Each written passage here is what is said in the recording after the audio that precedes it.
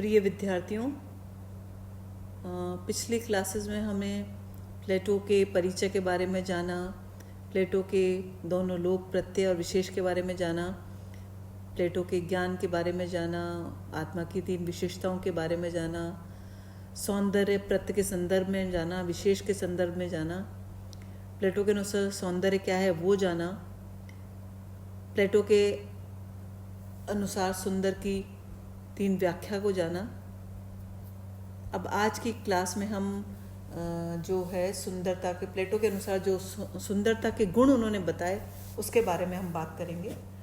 तो प्लेटो का मानना था कि प्लेटो शारीरिक भौतिक सौंदर्य को स्वीकार करते हैं।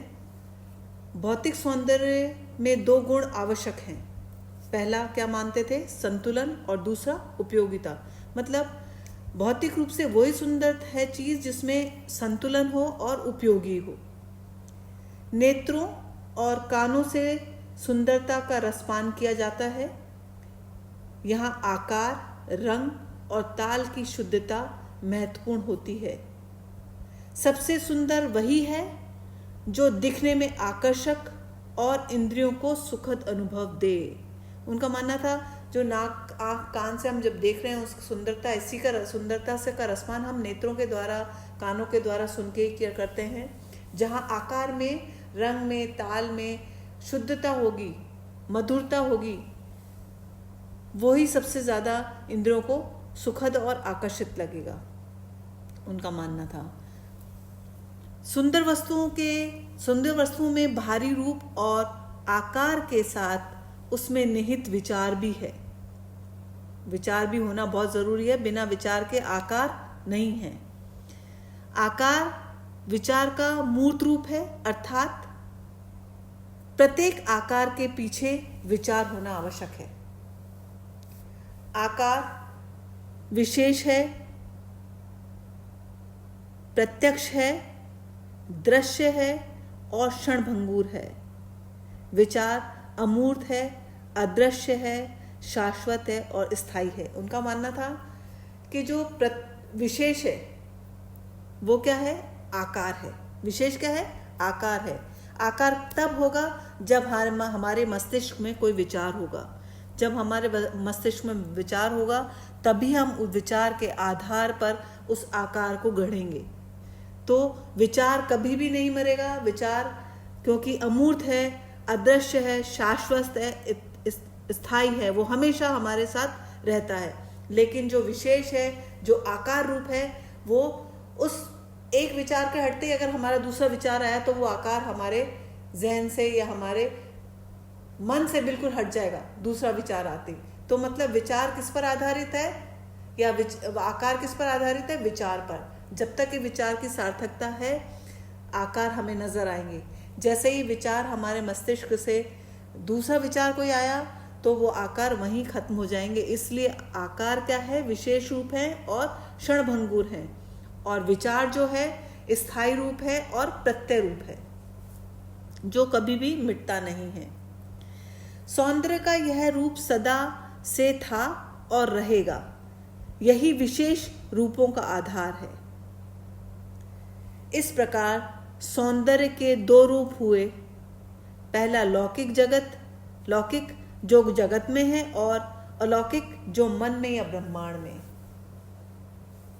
उनका कहने का मतलब है कि सौंदर्य के 2 रूप उन्होंने बताए। पहला लौकिक जगत,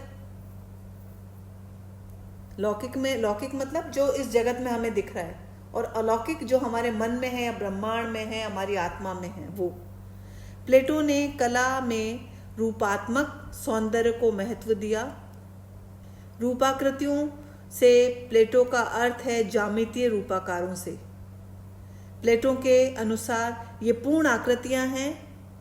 इन रूपाकारों पर व्यक्तिगत इच्छाओं का आरोपण नहीं होता है, जैसे वृत्त, त्रिभुज और आयत आदि।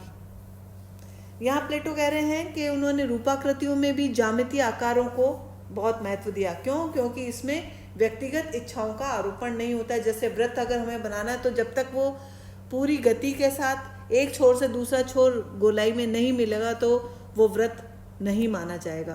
उसका अपना एक आकार है, आदर्श है, नियम है। ऐसे ही त्रिभुज में जब तक तीनों कोण एक एंगल पर नहीं मिलेंगे तब तक वो त्रिभुज नहीं होगा। तो हम इसमें अपनी इच्छा अनुसार कोई परिवर्तन नहीं कर सकते, इसलिए ये शाश्वत सत्य की तरह, जैसे हम ये नहीं कह सकते कि पूर्व से ना उग के सूरज पश्चिम से उगेगा, ऐसा नहीं हो सकता। हमेशा सूरज कहाँ से उगेगा? पूर्व से। हम अपनी इच्छा के अनुसार उसका उगना और उसका डूबना निर्धारित नहीं कर सकते, इसलिए वो हमारी इच्छा के ऊपर आधारित नहीं है, इसीलिए वो प्रत्यय है। क्यों? क्योंकि उस पर हम अपनी इच्छा को आरोपण नहीं कर सकते। ऐसे ही ऐसी जो चीज़ जिस पर हमारा कोई वश नहीं हो, हमेशा सत्य के नज़दीक हो, तो वो क्या कहलाते हैं? प्रत्यय रूप। आगे चलते हैं। अब हम बात करते हैं प्लेटो के अनुसार कला की। प्लेटो ने कला कहा कि जिसमें भी निर्माण की प्रक्रिया हो वही कला है। प्लेटो ने क्या माना? जिसमें निर्माण की प्रक्रिया है वही कला है। प्लेटो के अनुसार कला के प्रमुख गुण कौन कौन से हैं? उन्होंने कला के 6 प्रमुख गुण बताए हैं। पहला गुण है मानव जीवन का अनुकरण करती है कला। दूसरा, दिव्यता की झलक दिखाती है कला। तीसरा, सत्य का उदात्त रूप है कला। चौथा, सौंदर्य का अंकन है कला। पांचवा, आनंद की अनुभूति है कला। और छठा, उपयोगिता है कला, जिसका हम उपयोग करते हैं वो है कला। उनका मानना था कि कला केवल आनंद के लिए नहीं वरन राष्ट्र के लिए उपयोगी भी होनी चाहिए। प्लेटो ने अपने ग्रंथ रिपब्लिक में आदर्श राज्य में कला के स्थान की विवेचना की है। प्लेटो का कला संबंधी सिद्धांत अनुकृति का सिद्धांत या इमिटेशन थ्योरी ऑफ आर्ट कहा जाता है। अगली क्लास में हम अनुकरण या अनुकृति के सिद्धांत के बारे में पढ़ेंगे। आज की क्लास यहीं समाप्त होती है। नमस्कार, गुड बाय।